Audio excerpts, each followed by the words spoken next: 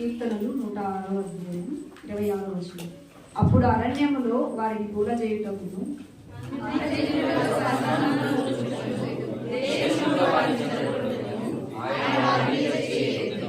మరియు వారు బయల్పయేరును హత్తుకొని చచ్చిన వారికి అర్పించిన బలిమాంసమును భుజించింది.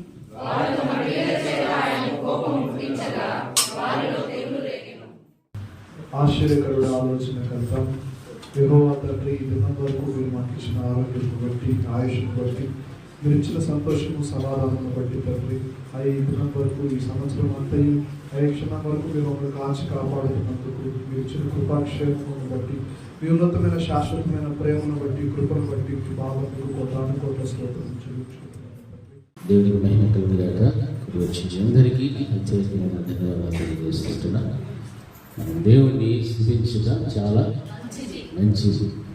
దేవుణ్ణి స్తుతించుట మంచిది. ఆయన నామమును కీర్తించుట మంచిది. దాని పాటలు పాడుకున్నాం కదా.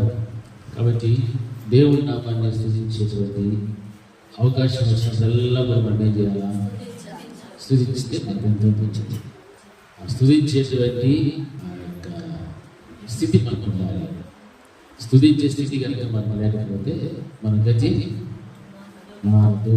కాబట్టి మన దిక్కు మారాలన్నా, మన గతి మారాలన్నా స్తుతించే స్థితి మనకు ఉంటే అది చాలా మంచిది. హల్లెలూయా. హల్లెలూయా. అది దేవుని యొక్క మహాశాశ్వతమైనటువంటి కృప ప్రేమను బట్టి 2023 సంవత్సరం జనవరి మాసం మొట్టమొదటి దినం నుండి ఈ డిసెంబర్ మాసం 31వ తేదీ వరకు దేవుడు మనందరినీ కూడా కాపాడి భద్రపరుస్తూ ఉన్నాడు.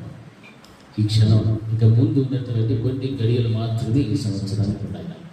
ఆ తర్వాత మనమందరము కూడా నూతన సంవత్సరంలో ప్రవేశించడానికి దేవుడు మనకు అనుమతిస్తూ ఉన్నాడు. మరి ఆయన అనుమతిస్తూ ఉన్నప్పుడు దేవుని బిడ్డలుగా మనము ఎలా ఉండాలంటే ఆయనను సంతోషపరిచేటువంటి కుటుంబములుగా బిడ్డలుగా ఉండాలి. ఎందుకంటే ఒక క్షణం మన ఆయుష్ పెంచినా కానీ దేవునికి మనము కృతజ్ఞతలు చెప్పాలి. మరి ఈ సంవత్సరం అంతా కూడా దేవుడు మనం కాపాడాడు కదా. మరి వచ్చే సంవత్సరంలో కూడా ఇటువంటి కాపుదల, భద్రత, దేవుడు ఇచ్చేటువంటి ఆరోగ్యం, ఆర్థికం, ఆయుష్, అన్నిటికంటే ముఖ్యముగా ఆత్మీయత మనకు ఉండాలి అని మంచి ఉద్దేశంతో మనము కొత్త సంవత్సరంలోనే అడుగు పెట్టాలి. ఆ కొత్త సంవత్సరం వస్తుందని సంతోషించడం కాదు, కానీ కొత్త సంవత్సరంలో మరి ఏ రీతిగా బ్రతకాలి, ఏ రీతిగా జీవించాలి, ఈ సంవత్సరంలో ఎలా బ్రతకూడదో బ్రతికామో, లేకపోతే ఎలా బ్రతకాలనుకునే బ్రతికామో, మరి మన వ్యక్తిగతంగా మనకు బాగా తెలుసు.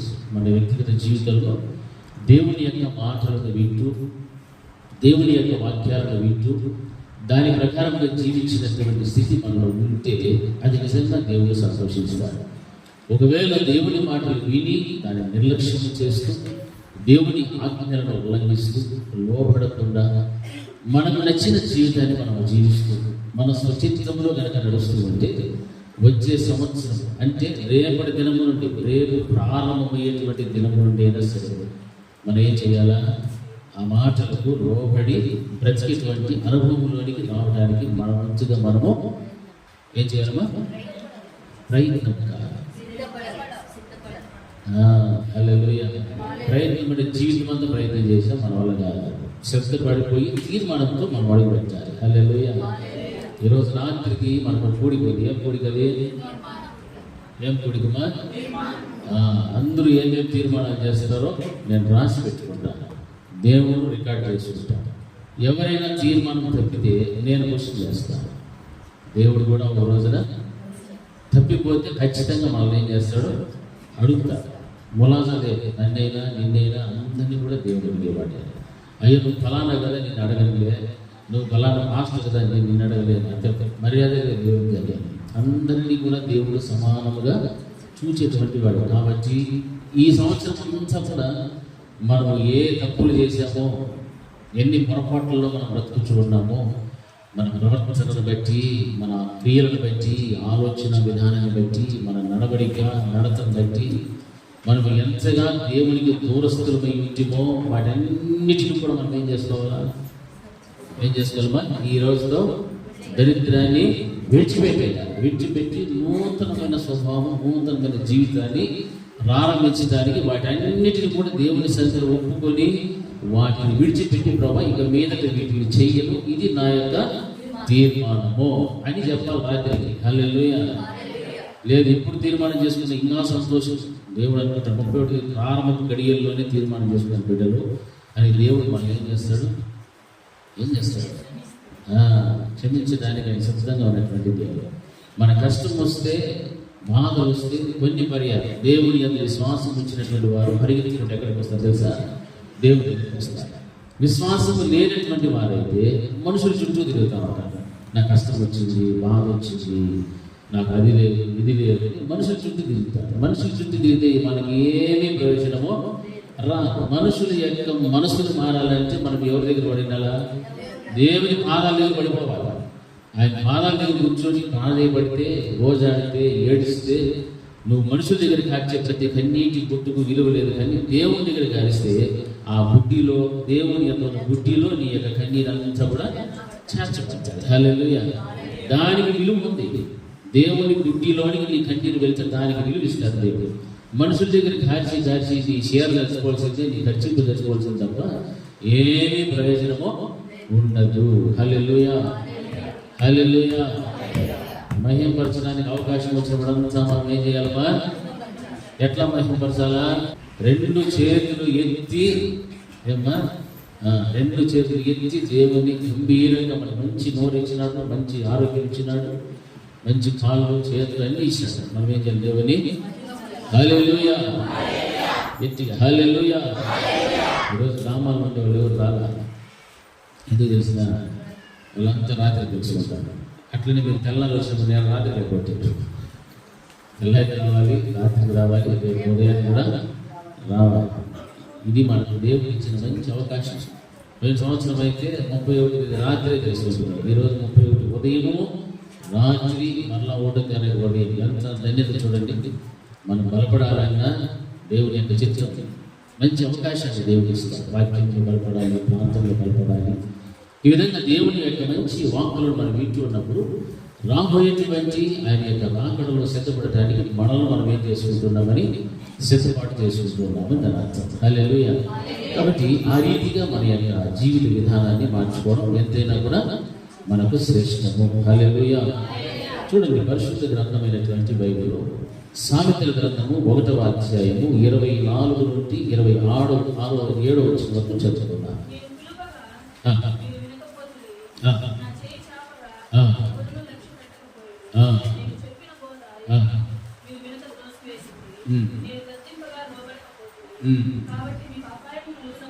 నీకు అపాయము కలుగునప్పుడు నేను నవ్వేదను, మీకు భయము వచ్చినప్పుడు నేను అపహాస్యము చేసేదను. చదువు.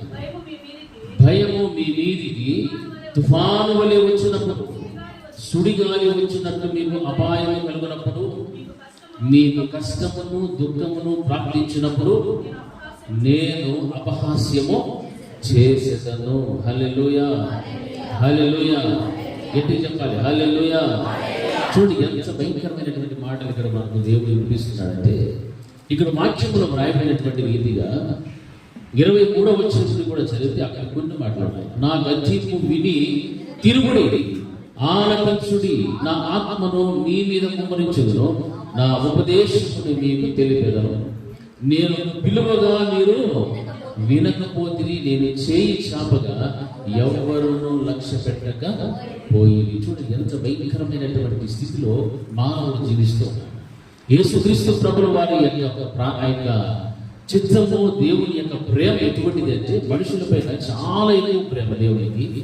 అంత గొప్ప ప్రేమ కలిగినటువంటి దేవుడు చెప్తున్న మాటలు ఏంటంటే, నేను పిలుస్తూ ఉన్నప్పుడు మీరేం చేయడం లేదు, వినకపోయిరి. హల్లెలూయా. దేవుడు ఈ సంవత్సరం అంతా కూడా దేవుడు మనకు సహాయం చేశాడు. పిలుస్తూనే ఉన్నాడు, సంవత్సరం అంతా కూడా పిలుస్తూనే ఉన్నాడు. ఎంతమంది దేవుని మాటలు విని వచ్చారు, ఎంతమంది దేవుని యొక్క మాటలు వినక నిర్లక్ష్యం చేసి ఆగిపోయారు. ఎంతమంది దేవుని పిలుపును ప్రక్కన పెట్టి లోకం యొక్క పిలుపు కోసం ఎదురు చూస్తూ లోకాశలను వెంబడిస్తూ లోకములో వారికి నచ్చినటువంటి విధానాలు ఎక్కడున్నాయో అక్కడికి పరుగులు తీసుకుంటూ వెళ్ళిపోతూ కాలక్షేపం చేసి సమయమునంతటిని కూడా దుర్వినియోగం చేస్తూ ఉన్నారు. వీటన్నిటిని కూడా దేవుడు ఏం చేస్తుంటే లెక్కలో రాసుకుంటూ అంటాడు. నేను ప్రతి ఒక్క మనిషికి కూడా ఇంత ఆయుష్కాలం నేను ఇస్తే తాను ఇచ్చినటువంటి ఆయుష్కాలము దినములలో నన్ను ఎంతమంది అంగీకరిస్తున్నారు, నాతో ఎంతమంది సమయాన్ని గడుపుతూ ఉన్నారు, నా యొక్క మాటలు బట్టి ఎంతమంది నడుచుకుంటూ ఉన్నారు అని దేవుడు ప్రతి ఒక్కటి కూడా ఆయన పుస్తకంలో రాసుకుంటూ అంటారు. మరి అటువంటిప్పుడు నిజంగా దేవుని యొక్క దృష్టికి ఆయన పిలిచినప్పుడు మనం వినకపోయినా, ఆయన చేయి చాపినప్పుడు ఎవరు లక్ష్య పెట్టకపోయింది అనేటువంటి మాటలు మనం గమనిస్తే దేవుడు ఎంత బాధతో ఈ మాటలు రాస్తున్నాడు గమనించారు. నేను చేయి చాపాను, నేను చేయి చాపినప్పుడు కూడా ఎవరు కూడా నా యొక్క మాటలను లక్ష్య పెట్టలేదు. నేను పిలిచినప్పుడు కూడా మీరు ఏం చేయలేదు, వినకపోతుంది. హల్లెలూయా. చూడు ఎంత దౌర్భాగ్యమైన స్థితిలో మానవుని యొక్క జీవితం కనిపిస్తున్నది. అందుకే దేవుడు ఆదిలో మానవుని సృష్టించినప్పుడు భూమి మీద నరుని నేను ఎందుకు సృష్టించానని దేవుడు ఏం చేశాడు, హృదయంలోని సంతాపపడ్డాడు. సంతాపం అంటే నిజంగా చాలా భయంకరమైనటువంటి. ఒక వ్యక్తి చచ్చిపోతే అప్పుడు సంతాపం పడతారు. అంటే మనుషుడి యొక్క జీవితం ఎలా కనిపిస్తుంది అంటే ఆత్మీయతలో పూర్తిగా చచ్చిపోయిన వాడిగా కనిపిస్తున్నాడు. శారీరకంగా బ్రతుకున్నాడు కానీ ఆధ్యాత్మికమైన జీవితంలో చచ్చిపోయాడు. కాబట్టి దేవుడు నేను నరుడిని భూమి మీద ఎందుకు చేశానా అని దేవుడు ఎంతో బాధపడుతున్నటువంటి సందర్భాన్ని మనం గమనిస్తున్నాం. అందుకే ఇక్కడ రాయబడిన మాటలో నేను పిలువగా మీరు వినకపోతే, ఈ రోజున దేవుడు పిలుస్తూ ఉన్నాడు. ఆయన స్వరాన్ని ఎంతమంది వింటూ ఉన్నా, ఎంతమంది నిర్లక్ష్యం చేసి వెళ్ళిపోతూ ఉన్నారు ఆలోచించండి. నిజముగా దేవుడు అంటే భయం ఉంటే, భక్తి ఉంటే దేవుని యొక్క మందిరం విషయంలో ఆయన పిలుపు విన్నప్పుడు, ఆయన స్వరాన్ని విన్నప్పుడు పరిగెత్తుకుంటూ ఆయనతో గడపడానికి మనం అడుగులు ముందుకు వేసేవారికి ఉండాలి. దేవుని యొక్క స్వరం వినాలని ఆశ చాలా మందికి లేదు. అందరికీ కూడా ఎక్కసైపోతుంది. వాక్యం అంటే, దేవుని మందిరం అంటే చాలా విసుగు వచ్చేస్తా ఉంది, చాలా విరుద్ధమైనటువంటిది కలుగుతూ ఉంది. ఎందుకో తెలియదు. దేవుని యొక్క మాటలు వినకపోతే అటువంటి ఆలోచనలు గుణంలో ఉంటాయి. దేవుని యొక్క మాటలకు లోపడకపోతేనే సాతానుడు వారిలో బలముగా పనిచేస్తూ ఉంటారు. అందుకే దేవుని యొక్క మందిరములకు రావాలన్నా, దేవునితో కూర్చోవాలన్నా, దేవునికి ప్రార్థించాలన్నా, ఆయన మాటలు బట్టి నడవాలంటే కూడా మనుషుడికి మనసు ఒప్పుకోవడం లేదు, అంగీకరించడం లేదు. అందుకే వాక్యం చర్చిస్తారు, నేను పిలువగా మీరు వినకపోతే నేను చేయి చాపగా ఎవరు కూడా లక్ష్య పెట్టకపోతే. ఎందుకు దేవుడు చేయి చాపుతున్నాడు? నీవు పాపంలోనికి వెళ్ళొద్దు, బలహీనతలోనికి వెళ్ళొద్దు, నష్టాల్లోనికి వెళ్ళొద్దు, కష్టాల్లోనికి వెళ్ళొద్దు, శోధంలోనికి వెళ్ళొద్దు. ఇదిగో నేను చేయి చాపాను. ఆయన చేయి చాపినప్పుడు ఆ చేయి పట్టుకొని నడిపించాలని దేవుడు చేయి చాపితే ఆ చేతి కూడా పక్కకి పెట్టేసి వేరొక మార్గాన్ని ఎంచుకొని వెళ్ళిపోతున్నాడు. ఇవన్నీ కూడా మనం చూస్తున్నప్పుడు నిజంగా దేవుడు మనల్ని ప్రేమించి మన వయసు ఎంతో ఇన్ని సంవత్సరాలు దేవుడు మనల్ని కాపాడుతూ వచ్చాడు. ఈ సంవత్సరం కూడా దేవుడు మన అంతవరకు కూడా కాపాడుతూ వచ్చాడు. డిసెంబర్ 31 తారీఖు వరకు కూడా మనం సజీవులుగా ఉన్నామంటే దీనికి గడిచినటువంటి ముందు దినాలలో ఎంతమంది చనిపోయారు, ఎంతమంది అనారోగ్యానికి గురైపోయి హాస్పిటల్లో ఉన్నారు, ఎంతమంది కాళ్ళు చేతులు పడిపోయినటువంటి వాళ్ళు దేవుని మందిరానికి రాలేని స్థితిలో ఉన్నారు, ఎంతమంది కుటుంబాలలో నెమ్మది లేక సమాధానంతో ఎంతమంది భయంకరమైన దుర్భర పరిస్థితుల్లో ఉన్నారు, ఎంతమంది కుటుంబాలలో బిడ్డల యొక్క ప్రవర్తన లేక తల్లిదండ్రులు కురిగిపోతున్నారు. ఈ విధంగా మనం ఆలోచిస్తూ వెళ్తే రకరకాలైనటువంటి బ్రతుకుతూ ఉన్నారు. అయితే దేవుడు నన్నైనా నిన్నైనా మన కుటుంబములన్నిటికీ కూడా ఆయన ఏర్పాటులు ఏర్పరచుకొని ఇటువంటి చక్కని శ్రేష్టమైనటువంటి ప్రథమ ఫలమైన జీవితాన్ని మనకిస్తే, ఆ ప్రథమ ఫలములతో కూడిన జీవితాన్ని దేవుడికి సమర్పించలేక, ఆయనతో సహవాసం చేయలేక ఆయన మాట్లాడుతున్న మాటలు నేను పిలుస్తున్నప్పుడు నా మాటలు ఎవ్వరు కూడా వినలేదు. హల్లెలూయా. ఎవరు కూడా వినకపోతున్నారు. నేను చేయి చాపినప్పుడు ఎవరు కూడా లక్ష్య పెట్టడం లేదు. ఏ కారణం అంటే సాతానునికి లోకమునకు వీరేమైపోయారు, దాసులుగా అయిపోయారు. హల్లెలూయా. లోకములు చూస్తే ఎన్నో పనులు, ఉద్యోగం అంటాం, వ్యాపారం అంటాం, అదంటాం, ఇదంటాం, ఎన్నో అంటాం. నీ కాలు చేతులు ఇచ్చాడు, మొదలు పెట్టాడు అనుకోండి, నువ్వు వెళ్తావా పనికి? ఉద్యోగం చేస్తావా? ఏమి చేస్తావు? నోరు మూసుకొని అంత గడిస్తే తినచ్చు, లేకపోతే దిగడచ్చు, అంతే. మరి దేవుడు ఇంత చక్కని సౌఖ్యవంతమైనటువంటి జీవితాన్ని ఇస్తే ఆ సౌఖ్యవంతమైన జీవితాన్ని నువ్వు ఎవరి కోసం ఉపయోగిస్తున్నావు? ప్రభుత్వం కోసం ఉపయోగిస్తున్నావు, నీ సొంత పనుల కోసం ఉపయోగించుకుంటున్నావు, నీ వ్యాపారానికి ఉపయోగించుకుంటున్నావు. మరి దేవుడి కొరకు ఉపయోగించాలంటే అప్పుడే రోగం వచ్చి కూర్చుంటారు దాని మీద, అప్పుడే పనులు భారం, అప్పుడే అన్ని అప్పుడే. ఆదివారం వస్తే ఆదివారమే మనకేమొస్తాయి? అన్ని పనులు ఆ రోజు గుర్తుకొస్తాయి. మిగిలిన రోజులంతా కూడా సమయం వ్యర్థం చేసి సమయాన్నంతా కూడా దుర్వినియోగం చేసుకుంటూ బ్రతుకుతూ ఉంటారు. ఆదివారం వస్తే ఆ రోజు అన్ని గుర్తొచ్చేస్తాయి. బాత్రూములు గడిగేది నుంచి పట్టుకొచ్చేదాని వరకు, మళ్ళీ చుట్టాలు వచ్చేదాకపోతే, నువ్వు చుట్టాల దగ్గరికి పోయేదాకపోతే, ఎవరికైనా రోగం వచ్చేది పోయేదాకపోతే అన్నీ ఆ రోజు. మరి దేవుడి దగ్గరికి ఎప్పుడు రావాలనుకుంటున్నావు? దేవుడి దగ్గరికి ఎప్పుడు రావాలనుకోవాలా? ప్రతి విశ్రాంతి దినము కూడా అది నా దినము, అది నా కొరకు ఏర్పరచబడిన దినం. దాన్ని మీరేం చేయాలి? ఆ దినాన్ని మీరు ఆచరించాలి. నా మందిరాన్ని మీరు సన్మానించాలి. మరి ఇవన్నీ మాటలు దేవుడి మాటలు, నా మాటలు అయితే కాదు, లేకపోతే ఇంకెవరి మాటలు కాదు. అందుకే అంటున్నాడు, నేను పిలువగా మీరు వినకపోతే నా చేయి చాపగా ఎవరినో కూడా లక్ష్య పెట్టకపోతుంది.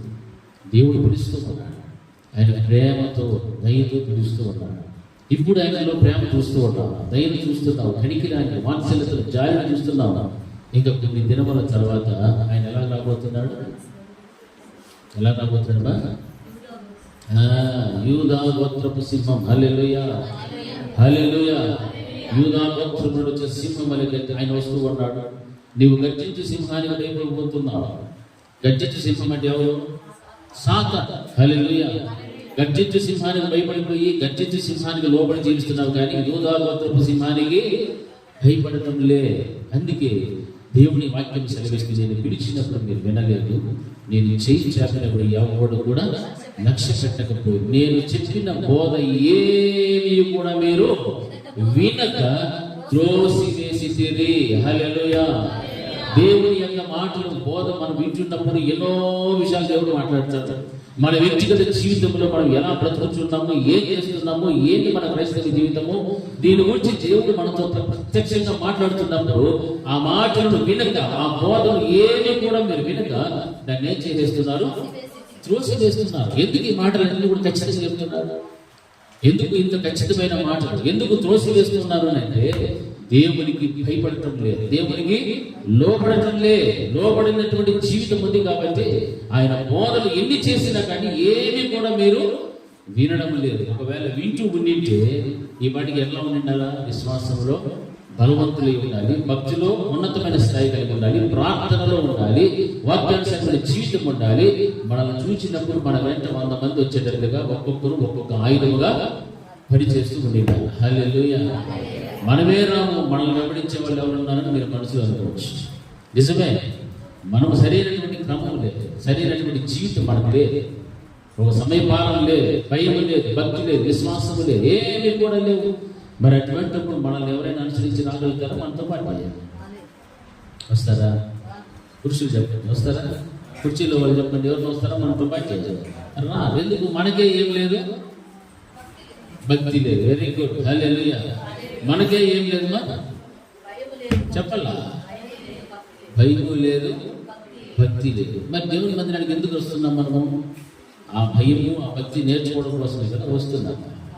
ఎన్ని సంవత్సరాలు చూస్తున్నాము?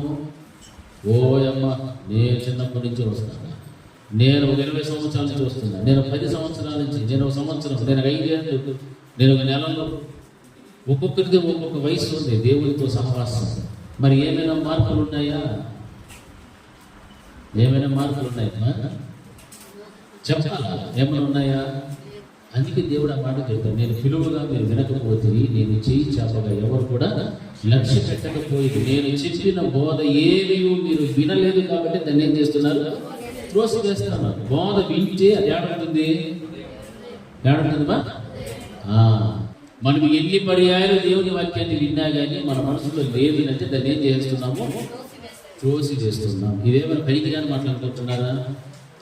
లేకపోతే మనకు ఏమైనా ఎంటర్టైన్మెంట్ కోసం వస్తున్నామా చర్చికి? చెప్పండి. ఈరోజు చర్చికి వచ్చామంటే ఏదో ఒకటి సంపాదించుకొని ఇక్కడి నుంచి వెళ్ళాలి. అట్లనే వెండి, బంగారము, నా దగ్గర జోబులు ఉండే డబ్బులు, లేకపోతే కానుక పెట్టలేసే డబ్బులు సంపాదించడం పోతుంది. ఏం సంపాదించుకొని వెళ్ళాలా? నీ వ్యక్తిగత ఆధ్యాత్మికమైన జీవితంలో ఏది కొరతగా ఉందో ఆ కొరతను నువ్వేం చేసుకోవాలా, సంపాదించుకొని దాన్ని సమృద్ధిగా నింపుకొని ఇక్కడి నుంచి వెళ్తే అది నీకు ఆశీర్వాదము. హల్లెలూయా. అంతేకాని ఏందో వచ్చినామా పోయినామా, పోకపోతే పాస్టర్ మళ్ళీ ఫోన్ చేస్తాడు, లేకపోతే ఇంటికి వస్తాడు, లేకపోతే అడుగుతాడు, లేకపోతే ఏదో జరుగుతుంది. ఈ బాధలు ఎందుకో పోయి తలకాయ అట్లా కనిపించే వచ్చేద్దాం అన్నట్టు పెళ్లికి పోయి కొంతమంది అట్లా చూపించేకి వస్తారు తలకాయ. అట్లా రాకూడదు మందిరానికి. మందిరానికి వస్తే క్రమంగా రావాలి, సమయానికి రావాలి, ప్రారంభం నుండి చివరి వరకు కూడా ఆమేన్ అన్నంత వరకు కూడా ఇక్కడే ఉండాలి. సమయం అంతా కూడా ఆ రీతి గడిపేది. అది ఒక క్రైస్తవుడు.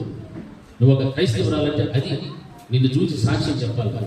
ఎవరైనా నేను వీధిలో చూస్తే ఈ సమయానికి వెళ్తున్నారంటే ఎక్కడికి వెళ్తున్నారు చెప్పాలా, సమయం తప్పించి వచ్చేవరకు ఏమంటారు నిన్న. లోక విషయాలకు మనం అంత ఖచ్చితమైన సమయం పాటిస్తామే, మరి దేవుని విషయంలో మనం సమయం పాటించకపోతే మనం ఎవరికి క్రమం లేకపోతే అక్రమస్తులు దేవుడు ఏమన్నాడు,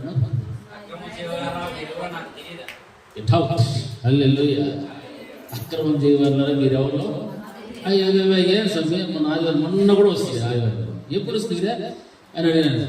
అప్పుడు చెప్తారు ఒక టైం చెప్తారు, అదే నా సమయం 9:30 కంటే దేవుడు ఎన్నింటికి వచ్చి 9కే ఉంటాడా, అంతేనా? ఎప్పుడు ఉంటాడు. హల్లెలూయా. ఎప్పుడు ఈడే ఉంటాడు. ఆయన ఆలయం ఇది, ఆయన సంచరించేటువంటి స్థలం. ఆ స్థలంలో ఎవరు ముందుగా వస్తారు, ఎవరు వెనక వస్తారు దేవుడికి తెలియదా? నేనే టయానికి వచ్చేది తెలుసు, మీరే టయానికి వచ్చేది దేవుడు తెలుసు. ఆడ అబద్ధం ఆడేదానికే లేదు. మరి అట్లని చెప్తే మనకి ఇష్టం వచ్చినట్టు వస్తున్నాం అంటే ఇక్కడ ఎవరు ఉన్నారని బయట లేదు నీకు. అది అందుకే ఏమంటున్నాడు, నేను చెప్పిన బోధ ఏమియూ మీరు వినక త్రోసివేతిని నేను గద్దింపగా లోపడకపోతివి. హల్లెలూయా. దేవుడు గద్దిస్తున్నాడు. ఎలా గద్దిస్తున్నాడు? తన వాక్కు ద్వారా. దేవుడు తన సేవకుల ద్వారా మాట్లాడేటువంటి మాటలు ప్రేమతో ఉంటాయి, గద్దింపుతో ఉంటాయి. అన్నీ కూడా మనం ఏం చేయాలా? స్వీకరించాలి. గద్దింపుతో మాటలు వస్తున్నాయంటే మనలో ఏదో ఒక బలహీనత ఉంది.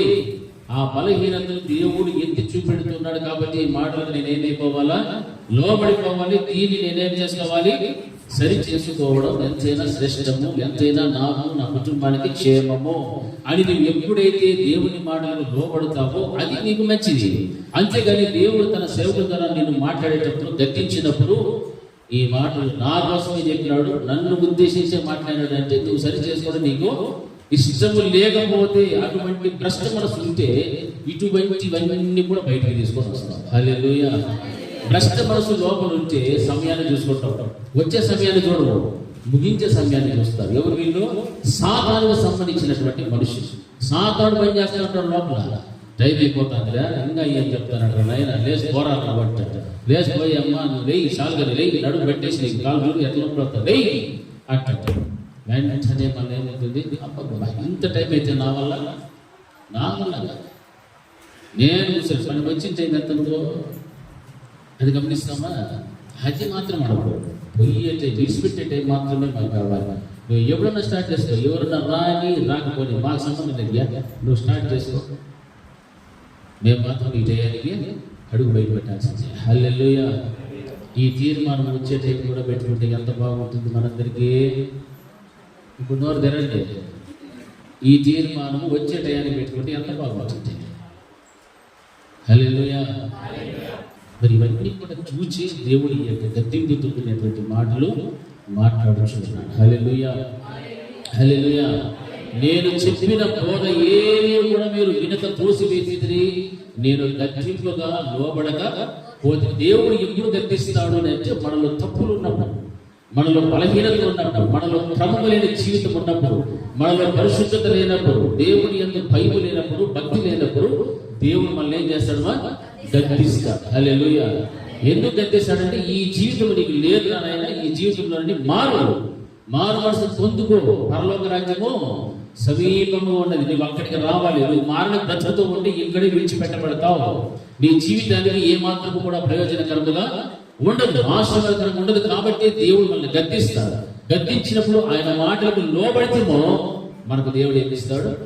పరలోకం ఇస్తాడు. ఆలోచన చేయండి, మనం ఎక్కడ ఉన్నాం అసలు.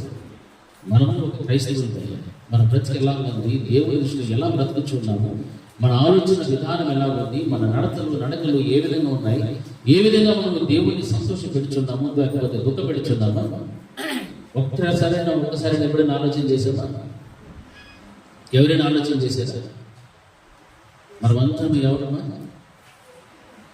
డౌట్ చెప్పాలమ్మా. ఎవరు మన మందులు? దేవుని పెట్టు. ఎట్లా ఉండాలా దేవుని పెట్టినట్టు? దేవునిని సంతోషపెట్టాలి. సంతోషపెడుతున్నామా? ఒక్క విషయంలో పెట్టినా సంతోషపెడుతున్నామా దేవుడు?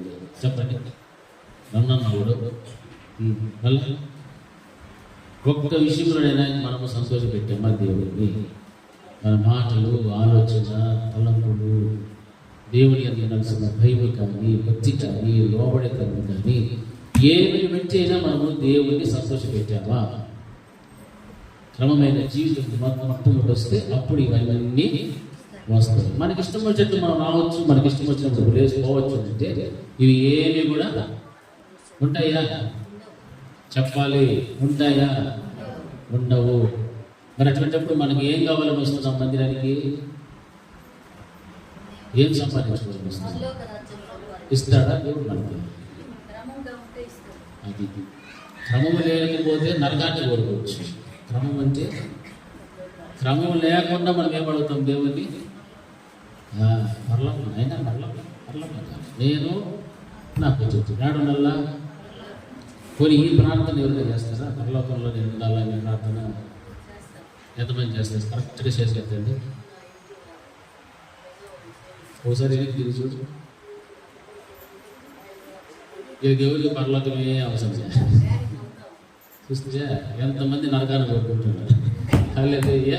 మీకు అర్థమైంది? హల్లెలూయా, హల్లెలూయా. పరలోకం కావాలని ప్రార్థన చేయండి. ప్రార్థన చేస్తే ఆ ప్రార్థన చేసేటప్పుడైనా దేవుని ఏం చేస్తాడు? అట్లన్నా మాట్లాడతాడు. ఒరే నువ్వు పరలోకం అడుగుతున్నావురా, నీ బలహీనతలు ఉన్నాయి, అవి విడిచిపెట్టరా, ఇస్తాను అని చెప్తాడు దేవుడు. అట్లీస్ట్ ఆ టైంలో అయినా సరే దేవుడికి అట్లా జ్ఞాపకం చేసేసాడు. ఏమి మనలో ఉన్న తత్తులు, బలహీనతలన్నీ ఎత్తి చూపించే అవకాశం మనమే ఇస్తాం. ప్రభా నాకు అది కావాలంటే ముందు ఇది చెయ్యని చూపిస్తాడు దేవుడు. ఇది చెయ్యని చూపించినప్పుడు వెంటనే మనం ఏం చేయాలా? అవన్నీ కూడా సరి చేసుకోవాలి. అప్పుడు ఆదివారం సిద్ధపాటుతో వాక్యాన్ని వింటే అప్పుడు నీలో ఉన్నటువంటి బలహీనతలన్నీ ఒకదాని తర్వాత ఒకటి బయటకు వస్తూ ఉంటాయి. విషయం పొట్టలో నుంచి బయట విషయంలో వచ్చినట్టు ఒకటి వస్తుంది. అయ్యో స్వామి ఇన్ని ఉన్నాయి అంటే ఇవన్నీ క్లియర్ చేసేస్తాం వెంటనే. ఎందుకంటే నాకేం కావాలా? పరలోకం కావాలి. అప్పుడు దేవుని యొక్క బోధన నీవేం చేసే వ్యక్తి అంటే వినేటువంటి వ్యక్తికి ఆయన గద్దించినప్పుడు నువ్వేమవుతావు? లోబడి కావు. హల్లెలూయా. ఇటువంటి దేవునికి భిన్నమైన జీవితం కనుక ఉందనుకోండి, అక్కడ వాక్యం ఏం తెలుసా? కాబట్టి మీకు అపాయం కలుగునప్పుడు నేను నవ్వెదను, మీకు భయం వచ్చినప్పుడు నేను అపహాస్యము చేసేదను. హల్లెలూయా. భయం వస్తే దేవుడు ఏం చేస్తాడు? నవ్వుతాడు. ఈ పనులు ఎవరు చేస్తారు? మామూలుగా మన కష్టం వస్తే, బాధలు వస్తే మన గెట్టిన వాళ్ళు మనుషులు ఉన్నారు కదా, దండిగా ఉంటారు కదా, మనకి శత్రువులు ఉన్నారా లేదా? మనకి ఎంతమంది ఉన్నారు శత్రువులు? మా వాళ్ళకి ఎవరికి శత్రువులు లేదు కనుక ఎంతమంది కాదు లెక్క చెప్పలేదు కాబట్టి చెప్పలేదు. దండిగా ఉన్నారు మనకి శత్రువులు. ఒకటి కాదు, రెండు కాదు, మూడు. చుట్టుపక్కల మన బంధువులే మనకు, మన కుటుంబంలో ఉండే వాళ్ళే మన శత్రువులు. అన్నదమ్ములకి అంతమంది ఉన్నారు. ఇట్లాంటి వాళ్ళు నవ్వుకుంటారు ఎప్పుడు మన కష్టం వస్తే, బాధ వస్తే, శ్రమ వస్తే. కానీ వాక్యం సెలవిస్తారు, దేవుడు ఏమంటాడంటే మీకు అపాయం కలుగునప్పుడు నేనేం చేస్తాను? నవ్వుకుంటాను. నాయనా హల్లెలూయా. చూస్తా ఒకవేళ మన మీద పాస్టర్కి ఏమన్నా అట్లాంటి నవ్వుకుంటాడేమో అని అనుకోవచ్చు. అప్పుడప్పుడు తమాషగా మాట నవ్వుకుంటాను అనిపించు. కానీ ఈ మాట ఎవరు చెప్తున్నారమ్మా? ఎవరు అనుమానంగా చెప్తారు? దేవుని పేరన్నా బాగా చెప్తాడు. ఎవరు? కుర్చీలో వాళ్ళ సౌండ్ ఏమి రాలా? ఎవరు? దేవుడు చెప్తాడన్నమాట. ఎప్పుడు ఆయన నవ్వుతాడు అంటే మీకు అపాయం కలుగునప్పుడు నేను నవ్వేదను, మీకు భయం వచ్చినప్పుడు నేను అపహాస్యము చేసేసి. అప్పుడు మన పరిస్థితి ఎలా ఉంటుందమ్మా? ఎలా ఉంటుంది మన పరిస్థితి? ఒక మనుషుడు కష్టములు అంటే ఇతరులు మనం అట్లా నైవిన్య లేకపోతే అట్లా అపహాస్యం చేస్తేనే మనం చచ్చిపోలేదు, దొరికిపోతాము, లేకపోతే వాళ్ళకి జగడాలు కలిగిపోతాము. మరి మనం ఎంత ప్రేమతో ప్రేమించి మనకు చక్కని జీవితాన్ని ఇచ్చి, ఆత్మీయతనిచ్చి, మందిరాన్ని ఇచ్చి, ఒక కాపర్ని ఇచ్చి, ఒక భక్తి కలిగిన జీవితాన్ని ఇచ్చి, ఆ భక్తులు లేకుండా దేవునికి భిన్నమైనటువంటి బ్రతుకు నీలో ఉన్నప్పుడు, నీకు అపాయం కలిగినప్పుడు, నీకు అపాయం వచ్చినప్పుడు, నీకు భయం వచ్చినప్పుడు ఆయన నవ్వుతూ అపహాస్యము చేస్తూ ఉంటే ఎలా ఉంటుంది మన పరిస్థితి? ఎవరు కూడా లేడు నేను ఆదరించేవాడు. యేసయ్యా నువ్వే నాకు దిక్కు అని మనం ప్రార్థన చేస్తాము. ఆ దిక్కైనటువంటి దేవుడే అపహాస్యము చేస్తూ నవ్వుతూ ఉన్నాడు నీ ముందరంటే ఇక నువ్వు ఎక్కడికి పోవాలి? ఏ దిక్కుకి వెళ్ళాలా? ఏ దిక్కుకి వెళ్తేనా నీకు సమాధానం దొరుకుతుందా? నిన్ను ఎవడైనా రక్షించేవాడు ఉన్నాడా? ఆ దుస్థితి మాత్రము నీకు రాకుండా చూసుకో. హల్లెలూయా. నీవు ప్రార్థించినప్పుడు ఆ ప్రార్థనను దేవుడు నిరాకరించేటువంటి స్థితి ఎప్పటికీ కూడా రాకూడదు. అలాంటి నిరాకరించేటువంటి స్థితి నీలో ఉందినంటే నీవు దేవుని యొక్క మాటలకు వినలేదు. ఆయన చేయి చేసినప్పుడు లక్ష్య పెట్టగా, అంతేకాదు ఆయన పిలిచినప్పుడు వినకుండా ఉన్నటువంటి పరిస్థితి నీలో ఉంటాయి. ఆయన బోధన నువ్వు ఏమి కూడా వినకుండా తోసివేసేటువంటి ఆ నిర్లక్ష్య స్వభావం ఎప్పుడైతే నీలో ఉందో వాటి అన్నింటిని కూడా ఏం చేసుకోవాలి? విసర్జించు, వాటిని విడిచిపెట్టు, విడుదల పొందుకో. అప్పుడు దేవుడు నిన్ను చూసినప్పుడు నీకు అపాయం కలిగితే ఆయన నిన్ను రక్షిస్తాడు, ఆయన కనికరిస్తాడు. ఆయన నవ్వుడు నీ నోటి నిండా ఏం పెడతాడు? నవ్వుడు పెట్టేటువంటి దేవుడు. హల్లెలూయా, హల్లెలూయా. అందుకే భయం మీ వీటికి తుఫాను వలె వచ్చినప్పుడు, సుడిగాలి వచ్చినట్లు, మీకు అపాయం కలిగినప్పుడు, మీకు కష్టమును దుఃఖమును ప్రార్థించినప్పుడు నేను అపహాస్యము చేసేదను. ఎంత భయంకరమైనది మాటలు చూడండి. ఈ మాటలన్నీ కూడా వింటే నిజంగా దేవుడు ఇంత ప్రేమామయుడు కదా, ప్రేమ స్వరూపి ఆయన పేరు ఉంది, సమాధానకర్త, మన ఆపదల్లో ఉంటే ఆదుకునేటువంటి దేవుడు, కష్టం వస్తే దేవుడు మనం ఉద్ధరించేటువంటి వాడు, ధైర్యపరిచేవాడు, ఆదరించేవాడు. ఇటువంటి దేవుడు ఇటువంటి మాటలు మాట్లాడుతున్నాడంటే నేను ఎంత దేవుని దృష్టిలో ఆయనను బాధపడుచున్నానో, ఎంతగా దేవుడిని దుఃఖపెట్టుచున్నానో ఒక్కసారైనా మనకు ఏం కావాలా? అది భయం ఉంటారు. హల్లెలూయా. నీకు వచ్చేసారు భయం, తుఫాను వచ్చినట్లు వచ్చేసారు భయం. తుఫాను వచ్చినట్లు వచ్చేసింది అనుకోండి, ఇంకా ఆ తుఫాను నుంచి నేను ఎవరు కూడా కాపాడేవాడు లేడు. కాపాడే దేవుడే అపహాస్యం చేస్తాను, నేను నవ్వుకుంటాను అంటున్నప్పుడు ఇంక మనుషులు ఎవరు కూడా నేను ఆదరించలేరు, ధైర్యపరచలేదు. హల్లెలూయా. జాగ్రత్తగా ఉండాలి దేవుడితో. మనం దేవుడు ఏమనలే, దేవుడు మంచివాడు, ప్రేమ స్వరూపి, ఆయన ఆశీర్వదిస్తాడు, దీవిస్తాడు, ఆరోగ్యం ఇస్తాడు, బట్టలు ఇస్తాడు, డబ్బులు ఇస్తాడు, బంగారం ఇస్తాడు. ఆయన అనుకుని ఇట్లనే ఉన్నామనుకోండి, అక్కడ వేదానికి అది మాత్రమో ఎవరు. ఎందుకంటే వీటితోనే నీ బతుకంతా మెండిపోతాం. ఇవే ఎప్పుడు చూసినా ఇవే లోక సంబంధమైనటువంటి ఆశీర్వాదాలే, దీవెనలే, ఆరోగ్యం, ఆర్థికం ఏం చేసుకుంటాం? ఆర్థికం సంపాదించి చచ్చిపోతే ఎంత కావాలి మనకి? 6 అడుగులు బొంత. హల్లెలూయా. 6 అడుగులు బొంత. తినటానికి పెట్టాడు అన్నం 3 పూటలు తింటే సరిచేయాలి. దానికి మించి ఏమైనా తినటా అక్క?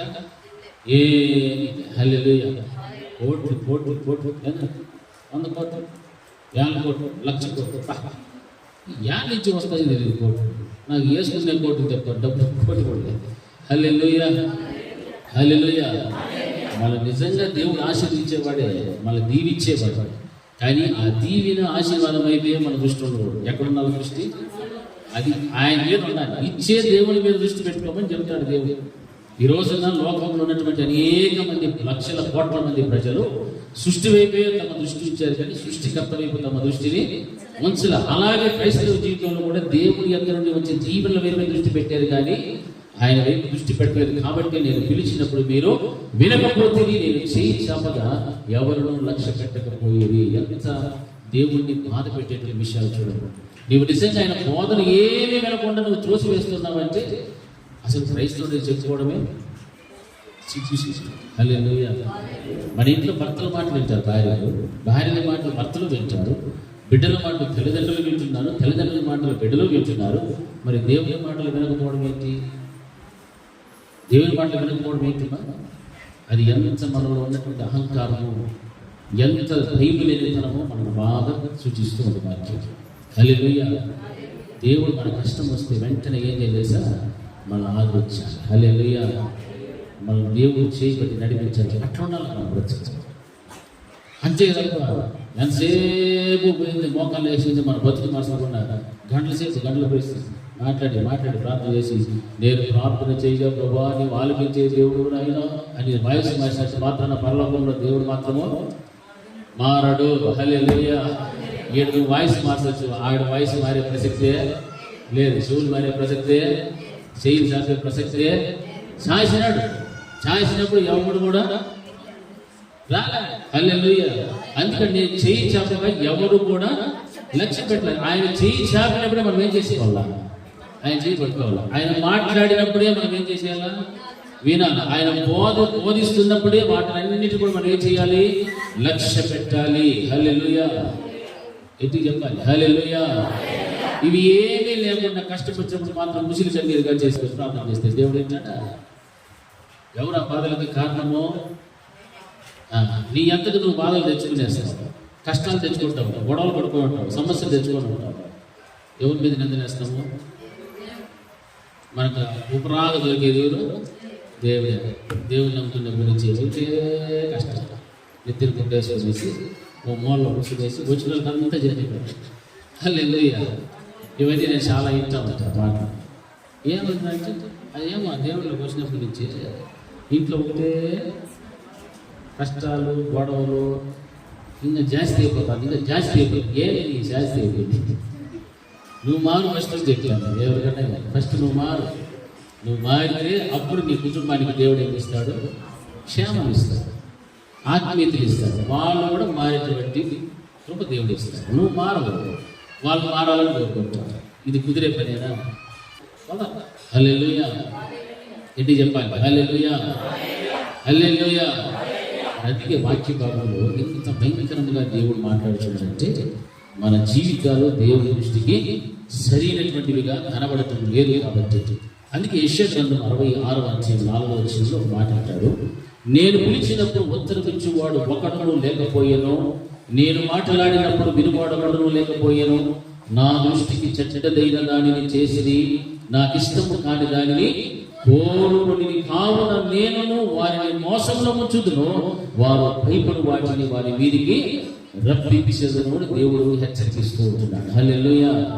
చూడండి, ఇక్కడ కూడా ఎంత దేవుడు గట్టిగా మాట్లాడుతాడు. పిలిచినప్పుడు ఎవడు కూడా ఉత్తరం ఇచ్చేవాళ్ళే, ఉత్తరం ఇచ్చేవాడు ఒక్కడు కూడా లేకపోయాను, నేను మాట్లాడుతున్నప్పుడు వినువాడు కూడా లేడు, నా దృష్టికి చెడ్డదైన దాన్ని వాడు ఏం చేస్తున్నారు, చేస్తూ ఉన్నారు, నాకు ఇష్టం కాని దాన్ని కోరుకుంటున్నారు. కావున నేను వారిని ఏం చేస్తానో మోసములో ముంచి వేసేదను. హల్లెలూయా.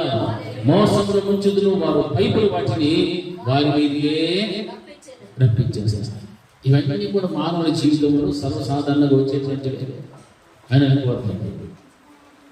అలా అనుకుంటున్నాం, మనం ఏం చేసుకుంటున్నాం, మోసపోతూ ఉన్నాము జ్ఞాపకం పెట్టుకున్నాం. అందుకే దేవుడు పిలిచినప్పుడు ఉత్తరం ఇచ్చేటువంటి మనస్తత్వం మనకు ఉండాలి. ఆయన మాట్లాడేటప్పుడు వినేటువంటి మనస్తత్వం మనకు ఉండాలి. ఆయన దృష్టికి చెడ్డదైనటువంటి దానిని మనము ఏ ఒక్కటి కూడా చేయలేము. నాకు ఇష్టము కాని దానిని మీరు కోరుకుంటున్నారు అంటే దేవుడికి ఇష్టము లేనిది ఏమిటంటే దేవునికి వ్యతిరేకంగా ఉన్నటువంటి ఏవైనా కూడా సరే, లోకము కానీ పాపము కానీ నీ శరీరము కానీ నీకున్నవి ఏవైనప్పటికీ కూడా సరే, అవి దేవుడికి వ్యతిరేకమైనవి, దేవుడికి ఇష్టం లేనటువంటివి. అటువంటి వాటిని కనుక నీవు కోరుకుంటువో దేవుడు కూడా ఏమంటాడంటే నిన్ను నేను ఏం చేస్తాను, దేంట్లో మూస్తాను, మోసంలో ముంచేస్తాను. జాగ్రత్త. హల్లెలూయా. నువ్వు దేని గురించి భయపడుతున్నావో ఆ భయములన్నింటినీ కూడా నీ మీదికి రప్పిస్తాడు. ఇంత బాధలు ఎట్లా వస్తున్నాయి మనకు? దేవుని యొక్క బోధను వినకపోయిన దానికి, హల్లెలూయా, దేవుని మాటలను లక్ష్య పెట్టకపోయిన దానికి, ఆయన చేయి చాపినప్పుడు లక్ష్య పెట్టకపోయిన దానికి. చూడండి ఎన్ని మాటలు చెబుతున్నాడు దేవుడు, నేను గర్జించగా ఎవడు కూడా లోబడనే. మరి ఈ సంవత్సరంలో ఇలాంటి బ్రతికేమన్నా ఉందేమో ఒకసారి ఆలోచన చేయండి. ఇలాంటి జీవితమే కనుక ఉంది, ఆ జీవితంలో వెంటనే మనం ఏమవ్వాలి, మార్పు చెందాలి. హల్లెలూయా. గట్టిగా హల్లెలూయా. హల్లెలూయా. మార్పు చెందకపోతేమో మనల్ని మనమే మోసపుచ్చుకున్న వాళ్ళని జాగ్రత్త. మనమే మోసపుచ్చుకుంటాం. దేవుడు అంటున్నాడు, నేను పిలిస్తే ఒక్కడు పలికేవాడు లేడు, ఒక్కడు మాట్లాడితే ఒక్కడు కూడా వినేవాడు లేడు. నా దృష్టికి చెడ్డదాన్నే మీరు ఏం చేస్తున్నా, జరిగిస్తూ ఉన్నారు. దేవుడి దృష్టికి చెడ్డమే జరిగిస్తున్నారు మనుషులు. అటువంటిప్పుడు నేను ఎలా వచ్చాను, నేను మిమ్మల్ని మోసంలో ముంచి వేసేస్తాను. మీరు దేని పెట్టి భయపడుతున్నారో ఆ భయం మీ మీదికి రప్పిస్తా, జాగ్రత్త. ఇది హెచ్చరిక, దేవుడు ఇస్తున్న హెచ్చరిక. ఈ 2023వ సంవత్సరంలో చిట్ట చివరి విశ్రాంతి దినములో దేవుడు మనతో మాట్లాడుతున్నటువంటి గద్దింపుతో కూడినటువంటి హెచ్చరికలు. హల్లెలూయా. ఈ హెచ్చరికలను ఎవ్వరు కూడా నిర్లక్ష్యం చేయొద్దండి. దయచేసి చెప్తున్నా, ఎవ్వరు కూడా నిర్లక్ష్యం చేయొద్దండి. ఎందుకంటే వచ్చే సంవత్సరంలో మనం ఏ రీతిగా ఉంటామో, ఎలా బ్రతకగలుగుతున్నామో కలగాలో ఎవరికి తెలుసు? దేవుడికి మాత్రమే తెలుసు. ఎంతమంది బ్రతుకుంటామో, ఎంతమంది చచ్చిపోతామో కూడా తెలియదు. మరలా ఏమొస్తామో తెలిసినా మరలా కరోనా వస్తాం. ఆ కరోనాలో మళ్ళీ ఎవరు పోతారో ఎవరు ఉంటారో కూడా తెలియదు. అందుకే దేవుడు ఇచ్చిన ఈ సమయం ఆయన మాట్లాడుతున్నప్పుడు మనం ఏమవ్వాలా? వినండి. ఆయన చేయి శాఖనప్పుడు లక్ష్య పెట్టండి. ఆయన గద్దింపునకు లోబడండి. అందుకే వాక్యం సెలవిస్తాడు. ఆ మాటలన్నిటికీ కూడా మనకు విధేయత చూపెడితే అప్పుడు దేవుడు వాళ్ళు కాపాడేటువంటి వాడుగా ఉంటాడు. వాళ్ళు ప్రేమించగలుగుతాడు. ఈ సంవత్సరం అయిపోయింది, ఒక సంవత్సరం వెళ్తున్నాం మళ్ళీ ఎంజాయ్ చేయడానికి. రేపటి గురించి ప్రోగ్రాంలు పెట్టుకోవద్దంటే, రేపటి గురించి ప్రోగ్రాం పెట్టుకుంటే నీ ప్రోగ్రామ్ ఎవరు ఫిక్స్ చేయాలా? దేవుడు ఫిక్స్ చేస్తాడు. జాగ్రత్త. హల్లెలూయా. అసలు నువ్వు భూమి మీద ఉండాలా వద్దనేది ఎవరి చేతి ఉంది? దేవుని చేతి. నువ్వు రేపు ఏమో చేయాలనుకోవద్దు. అసలు రేపటి వరకు నీకు దేవుడు సచివులు ఎక్కడ పెడతాడా లేదా అనేది ఆయన చెప్తాడు. హల్లెలూయా. హల్లెలూయా. కాబట్టి ఉన్న సమయాన్ని ఒక్కరు కూడా వృధా చేయరు దయచేసి. అందుకే భక్తుడు రాసిన పత్రికలో ఏమన్నాడు? సమయమును ఓనీయంగా సద్వినియోగం చేసుకో, అజ్ఞానుల వల్లే కాక. ఎందుకు ఈ మాట చెప్పాడు? దినములు చెడ్డవి. హల్లెలూయా. దినములు చెడ్డవి. ఈ చెడ్డ దినాల్లో మనము మనుగడ కొనసాగిస్తున్నాము. ఈ భయంకరమైన చెడ్డ దినాలలో బ్రతుకుచున్నప్పుడు సమయాన్ని ఏ ఒక్కరు కూడా దుర్వినియోగం చేసుకోవాలి. పోనీయండి. ఎంతో సమయాన్ని ఎన్నో వాటి కోసము ఉపయోగిస్తున్నారు, కానీ సద్వినియోగం చేసుకోవాలి. సద్వినియోగం అంటే మంచి దాని కొరకు. మంచిది ఏది అంటే దేవునితో సహవాసం, దేవునితో వాక్యం, దేవునితో గడపడం. ఇది మంచిది. ఇక దీనికి మించినది ఏది కూడా మంచిది లోకంలో లేదు. హల్లెలూయా. అందుకే సమయం సద్వినియోగం చేసుకోవాలి, దుర్వినియోగం చేయదు. అప్పుడు నీకు జ్ఞానిగా ఉంటావు. ఆ మాటలు మనం చదువుతూ వస్తే ఆత్మ ఎంత పూర్ణులై ఉండి దేవునికి ఎల్లప్పుడూ కూడా కృతజ్ఞతాస్తుతులు చెల్లించుది అనేటువంటి మాట మనకు కనిపిస్తున్నాయి.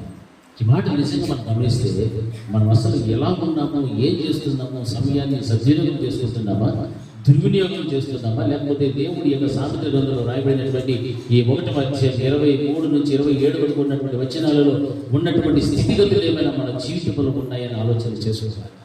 అలాగే కనుక ఉంటే నిజంగా మనం ఒక రోజున చాలా భయంకర పరిస్థితుల్లోనికి వెళ్ళిపోవాల్సిన పరిస్థితులు ఎదురవుతాయి. హల్లెలూయా. హల్లెలూయా. అందుకే వాక్యానికి మనం ఏమవ్వాలమా? లోపడాలి. కొన్ని రెఫరెన్స్ చెప్తాను, ఇంటికి మనం చదవండి. యెషయా గ్రంథము 65వ అధ్యాయం 12వ వచనము, ఆ తర్వాత ఇర్మియా గ్రంథము 7వ అధ్యాయము 13 నుండి 16 వచనాలు, రోమా పత్రిక 10వ అధ్యాయము 21 వచనము, యెహెజ్కేలు గ్రంథము 8వ అధ్యాయం 18. ఈ రెఫరెన్స్ అన్ని కూడా మీరు ఇంటికి వెళ్ళి చదవండి. నిజముగా నేను మరలా కూడా చెప్తాను, ఈ వాక్యాన్ని మీరు చదివినప్పుడు నిజంగా మనకు భయం పెట్టారు. దేవుని యొక్క ఆలోచన విధానము, ఆయన గద్దింపు ఏ విధంగా ఉంటుందంటే అంత భయంకరంగా ఉంటుంది గద్దింపు. ఆ గద్దింపును కనుక మనము విధేయత చూపెట్టకపోతే ఆయన చెప్పిన రీతిగా భయము మీ మీదికి తుఫాను వలె వచ్చినప్పుడు, సుడిగాలి వచ్చినప్పుడు, మీకు అపాయం కలిగినప్పుడు, మీకు కష్టమును దుఃఖమును ప్రాప్తించినప్పుడు నేను అపహాస్యము చేసేసాను దేవుడు చెప్పేసాడు. ఒక స్టేట్మెంట్ ఇచ్చాడు దేవుడు. అయితే నిజంగా ఆయనకు ఎంత దుఃఖము కలిగితేనో, ఎంత బాధ వేస్తేనో దేవుడు ఇటువంటి మాటలు పరిశుద్ధ గ్రంథంలో రాసిస్తాడు. మరి ఒకవేళ ఈ మాటలకు మాకు సంబంధం లేదనే వాళ్ళు ఎవరైనా ఉన్నారో ఈ స్థలంలో ఎవరైనా ఉన్నారా? ఉన్నారా? ఈ మాటలకి మాకు సంబంధం లేదు ఉంచే దేవునికి స్తోత్రం. హల్లెలూయా. హల్లెలూయా. అందుకే వాక్యానికి మనం భయపడాలి. ఎందుకు తెలుసా? ఆదికాండం 4వ అధ్యాయం 7వ వచనంలో కూడా మనం గమనిస్తే అక్కడ మనకి ఎవరు కనిపిస్తారు తెలుసా? కయ్యూను, హేబేలు కనిపిస్తున్నారు. కయ్యూని యొక్క అర్పణను దేవుడు ఏం చేశాడు?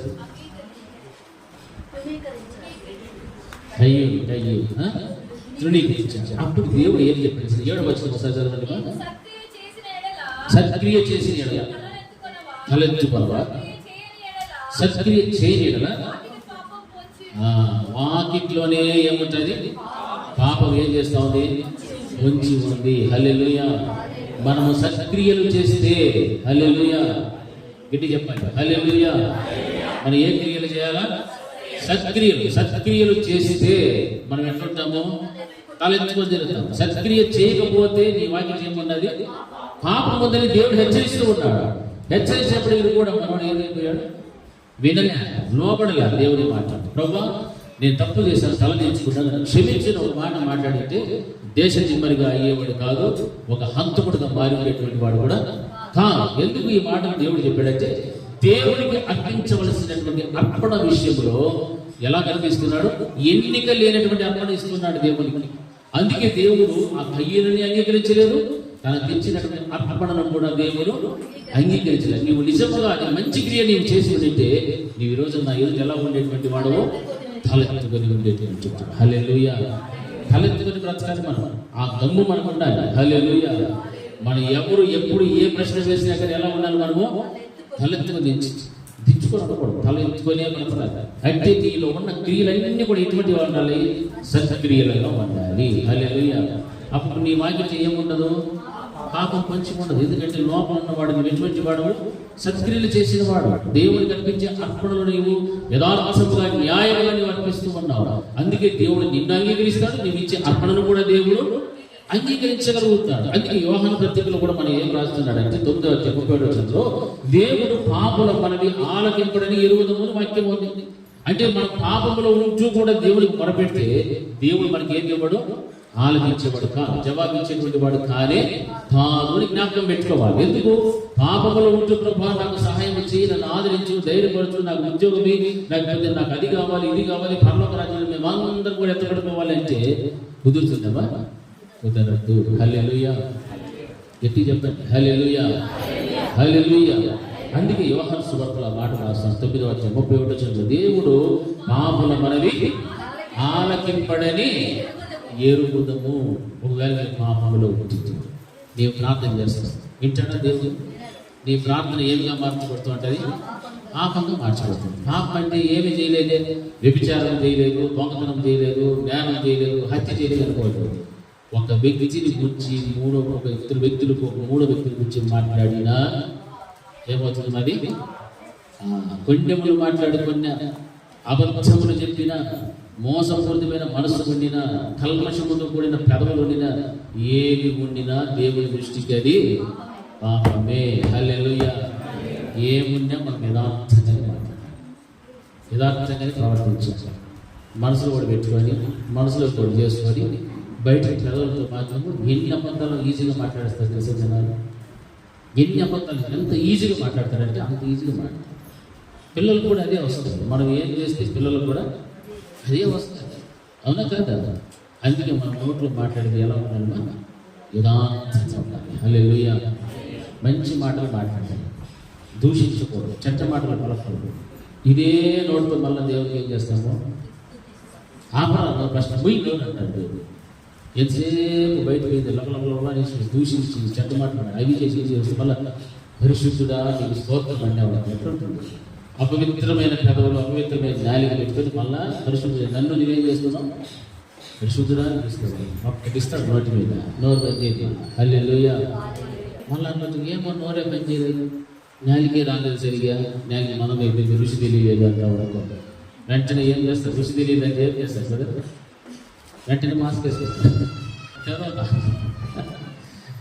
మరి శరీరానికి వచ్చిన రోగాన్ని బట్టి మళ్ళీ అంత అసహించుకుంటే, మరి ఆత్మకు పెట్టిన రోగాన్ని బట్టి దేవుడు వల్ల ఎంత సహించుకోవాలా? ఎంతో అసహించుకుంటాడు కదా దేవుడు. హల్లెలూయా. మరి ఆత్మకు ఔషధం ఏంటి? దేవుని యొక్క వాక్యం. ఆహారము దేవుని యొక్క వాక్యం. ఆ వాక్యాన్ని మనము నిర్లక్ష్యం చేయకూడదని దేవుడు చెప్తాడు. ఆ వాక్యాన్ని కనుక నిర్లక్ష్యం చేస్తే భయం వచ్చినా, కష్టం వచ్చినా, దుఃఖం వచ్చినా నేనేం చేస్తానంటాడు దేవుడు? అపహాస్యత చేస్తాను, జాగ్రత్త. హల్లెలూయా, హల్లెలూయా, హల్లెలూయా. అందుకే యాకోబు పత్రిక 4:1-2 ఏమంటారు? మీరు ఆశిస్తూ ఉన్నారు, మీ యొక్క భోగేచ్ఛను బట్టి మీరు అడుగుతున్నారు కానీ, ఆశిస్తున్నారు కానీ అది మీకు ఏమాత్రం కూడా దొరకటం లేదు. హల్లెలూయా. దొరకదు. ఎందుకంటే మీరు అడిగేదంతా కూడా ఏంటంటే మీ భోగేచ్ఛను గురించి అడుగుతూ ఉన్నారు, దురుద్దేశంతో అడుగుతున్నారు. హల్లెలూయా. కాబట్టి మీకు ఏమీ కూడా దొరకలేదు. ఇవన్నీ కూడా మనం ఆలోచన చేయాలి. దేవుని యొక్క వాక్యములో ఒక్కొక్క మాటలో ఉన్నటువంటి అర్థాన్ని గమనిస్తూ తెలిస్తే చాలా భయభయాలు మనకి. అది చివరిగా ఒక మాట అంటాడు చూడండి. కీర్తనకారుడు 40వ అధ్యాయం 17వ వచనంలో ఏమంటున్నాడంటే, నేను శ్రమల పాలై ధీరుడనైతిని, ప్రభువు నన్ను చదువు ఆ మాట.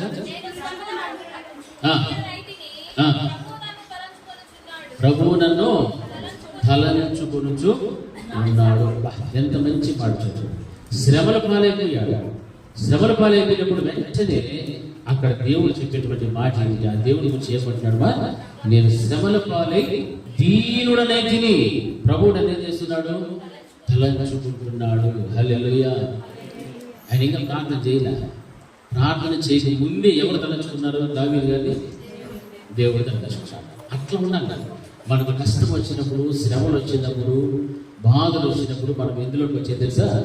దీనత్వంలోనికి వచ్చేసేయాలి. దీనత్వంలోనికి నీవు కనుక వస్తేవో నేను ఎవరు తలంచుకుంటారో? ఎవరు తలంచుకుంటారు? ఎవరు తలంచుకుంటారు? అందరూ చెప్తారు. ఎవరు తలంచుకోవాలా? దేవుడు తలంచుకోవాలి. చూస్తాడు దేవుడు. నీ బాగా శ్రమలు పడ్డాడు, బాగా నిందలు, అవమానాలు, కష్టాలు, అనారోగ్యం, దారిద్ర్యంగా అన్నీ వచ్చేసేవి. వెంటనే నేనేం చేసుకోవాలా? తలంచుకుంటాడు దేవుడు. హల్లెలూయా. ఆయన తలంచుకునేటువంటి దీనత్వము అందరిలో కూడా దేవుడు చూడాలి. అంతేకాని ఆ దీనత్వము లేకుండా శ్రమ వచ్చినా, కష్టం వచ్చినా ఉన్న అహంకారం, గర్వము వాటితో పాటే మనం తిరుగుతాం. అనుకోండి, మనం ప్రార్థన చేసినా కానీ వినడు. ఈ దీనుడు ప్రార్థించగా, ఈ దీనుడు మొరపెట్టగా ఆయన ప్రార్థన ఆలకించును. హల్లెలూయా. ఆ స్టేట్మెంట్ మనకు ఉండాలి. అటువంటి మంచి ప్రార్థన, విశ్వాసం మనలో ఉండాలి. విశ్వాసం నీకు ఉంటే నీవు నిజముగా ఎవరు మొరపెట్టుకుంటావు? మొట్టమొదట దేవునికి మొరపెట్టావు. అందుకే అంటున్నాడు, నేను శ్రమల పాలై దీనుడనైతిని, ప్రభువు నన్ను తలంచుకొనుచున్నాడు. నాకు సహాయము నీవే, నా రక్షణకర్తవు నీవే, నా దేవా ఆలస్యము చేయకము. హల్లెలూయా. ఇక ఆలస్యము చేసి తర్వాత ప్రార్థన చేస్తాడు. నన్ను తలంచుకున్నాడని గమనించేశాడు దావీదు. అంటే అంత చక్కని ఆధ్యాత్మికమైనటువంటి జీవితం మనలో ఉన్నప్పుడు శ్రమ వచ్చినా, కష్టం వచ్చినా, దుఃఖం వచ్చినా మనల్ని ఎవరు తలంచుకోవాలా? దేవుడు తలంచుకోవాలంటే మన స్వభావం ఏది మార్చబడిపోవాలి? దీనత్వములోనికి వెళ్ళిపోవాలి. హల్లెలూయా. దీనత్వములోనికి రావాలంటే పశ్చాత్తాపడాలి, దీనుడు అయిపోయాలి. ఆ దీనత్వముని ఎప్పుడు సంపాదించుకుంటాం అంటే దేవుని యొక్క సన్నిధానంలోకి వచ్చి నీ ఆత్మను కుమ్మరించుకుంటే అప్పుడు ఆ దీనత్వం అనేటువంటి నీలోనికి వస్తుంది. హల్లెలూయా. హల్లెలూయా. అది మనం నేర్చుకోవాలి. ఆ దీనత్వమును కలిగితే వెంటనే దేవుని యొక్క దృష్టి మన మీదకి వస్తాడు. అప్పుడు నిజంగా ఆయన ఏం చేసుకున్నట్టు తలంచుకున్నాడు. ఆయన తలంచుకున్నాడు అనుకోండి, ఇక మన జీవితంలో ఉన్న కష్టాలు, దుఃఖాలు ఏమైనా ఉంటాయా? ఉంటాయమ్మా? అనారోగ్యం ఉంటుందా? దిగజారిపోయిన ఆధ్యాత్మిక జీవితం ఉంటుందా? భక్తిహీనత ఉంటుందా? బైబిల్ జీవితం ఉంటుందా? ఇవేమో అన్ని మంచిది. ఎందుకు? దేవుడు మనల్ని ఏం చేసుకున్నాడు? తలంచుకున్నాడు. హల్లెలూయా. కాబట్టి ఆ రీతిగా మనం బ్రతికితే దావీదు యొక్క జీవితంలో దేవుడు ఎలాగైతే తన దీనత్వమును చూచి తలంచుకోగలిగాడో ఆ విధమైన జీవితం, దీనత్వాన్ని మనం కలిగి బ్రతకాలి. కానీ ఆయన పిలువును పిలిచినప్పుడు మనం వినకుండా, ఆయన చేయి చాపినప్పుడు లక్ష్య పెట్టకుండా ఇలాంటి జీవితం, భిన్నమైనటువంటి జీవితం కనుక వింటే ఆయన మనం చూసి ఏం చేస్తాడు? అపహాస్యము చేసుకుంటాడు, నవ్వుకుంటూ ఉంటాడు. కష్టం వస్తే చూసి నవ్వుతూ ఉంటాడు. ఆ విధమైనటువంటి బ్రతుకు మనకు ఉండకూడదు. నీవు ప్రార్థించిన వెంటనే ఆయన నిరాకరించిన స్థితి నీకు ఉండకూడదు. నీవు ప్రార్థించక మునిపే దేవుడిని నేనేం చేసుకోవాలా? తలంచుకోవడం. హల్లెలూయా. ప్రార్థించక మునిపే నేను తలంచుకోవాలంటే నీవు ఎలా ఉండాలి? దేవుని దృష్టిలో దీనత్వము కలిగి ఉండాలి. హల్లెలూయా. హల్లెలూయా. ఆ కృప దేవుడు మనందరికీ అనుగ్రహించును గాక. ప్రార్థన చేస్తున్నాం. మహోన్నతులైన మా తండ్రి, నీ ఔన్నత్యమైన కృప ప్రేమను బట్టి మీకు స్తోత్రాలు, స్తుతులు చెల్లిస్తున్నాను. ప్రభా, ఈ యొక్క మంచి విశ్రాంతి దినమున మీ సముద్రంలో రీతిగా చిన్న మందిగా కూడి మిమ్మల్ని ఎంతవరకు తండ్రి మీ సముద్ర ప్రత్యక్షత అనుభవించిన సాయం చేశారు. ప్రభా, ఎన్నో గద్దింపుతో కూడిన హెచ్చరికలు మీరు మాకు ఇచ్చారు. ఈ సంవత్సరం ఆది మొదలుకొని ప్రభా, సంవత్సరాంత వరకు కూడా మీ కృప, కనికరము, మీ ధైర్యం మా పట్ల చూపించి ప్రభా, మీరు ఇచ్చినటువంటి ఒక చక్కని ఔన్నత్యమైన స్థితిని బట్టి మీకు స్తోత్రాలు. ప్రభా, ఇక ఈ సంవత్సరంలో మా ముందు కొన్ని గంటలు మాత్రమే ఉన్నాయి. ప్రభా, మీరు ఎంత శాశ్వతమైన ప్రేమతో మమ్మల్ని ప్రేమిస్తున్నారు. ఎంతో జాలిని మీరు చూపించినటువంటి దేవుడు ఉన్నాయా. ప్రభా అటువంటి మేము మీరు మాట్లాడినప్పుడు మేము వినాలి ప్రభా. మీరు చేయి చేసినప్పుడు మేము లక్ష్య పెట్టాలి. మీ బోధనలు ప్రభా అనుసరించి నడవాలి. అటువంటి జీవితాన్ని మాకు దయచేసి ఆ యొక్క జీవితము లేకపోతే ఆ యొక్క గద్దెంపుతో కూడిన హెచ్చరికలు పాటించారు. ఇప్పుడైనా ప్రభా తీరత్వం సంపాదించుకొని మమ్మల్ని మీరు తలంచుకునేటువంటి చక్కని జీవితాన్ని కలిగి బ్రతకడానికి మాకు సహాయించింది. ఆ రీతిగా బిడ్డలందరి కుటుంబాలను కూడా ఆయుధపరిచి ఒక దినాన ప్రభా మీతో పాటు ఎంతబడేటువంటి ఆ గొప్ప యోగ్యత సిద్ధపాటు కలిగిన జీవితాన్ని అందరినీ కూడా మీరు అనుగ్రహించి మహిళ పొందుకోవమని నజరేయుడైన యేసుక్రీస్తు ప్రశస్త నామమున అడిగి పొంది లాభం. నా ప్రాణమా యెహోవాను సంతోషించు, నా అంచనమునందున్న సమస్తమైన పరిశుద్ధ నామమును సంతోషించు. నా ప్రాణమా యెహోవాను సంతోషించు, ఆయన చేసిన ఉపకారాలలో దేనిని మరువను. మన తండ్రి అయిన దేవుని ప్రేమ, కుమారుడైన యేసుక్రీస్తు యొక్క కృప, పరిశుద్ధాత్మ యొక్క అన్యోన్య సహవాసం ఇప్పుడు ఎల్లప్పుడూ నిత్య నిరంతరం సదాకాలం ఆయన కృపా సమాధానం తోడి నడిపించునుగా. ఆమేన్. అందరికీ